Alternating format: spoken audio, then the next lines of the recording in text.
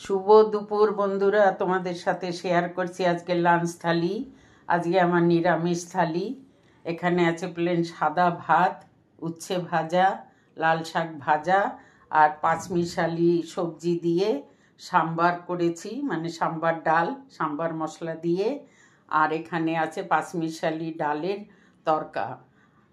4-5টা city দিয়ে তরকাটা ডালটা সিদ্ধ করে নিয়ে তেলের মধ্যে অল্প পেঁয়াজ, অল্প আদা রসুনের পেস্ট দিয়ে তেলটায় কষিয়ে নিয়েছি মশলাটা। তারপরে ডালটা ঢেলে দিয়েছি, নুন মিষ্টি সামান্য লঙ্কার গুঁড়ো দিয়েছি, হলুদ গুঁড়ো দেইনি। তারপরে নামাবার আগে মেথি পাতা হাতে ডলে দিয়ে দিয়েছি আর চানা মশলা দিয়েছি। খুব ভালো হয়েছে খেতে, তোমরা ওইভাবে বানিয়ে খেয়ে দেখবে, ভালো লাগবে। আজকে লাঞ্চ থালি তোমাদের সাথে শেয়ার করলাম।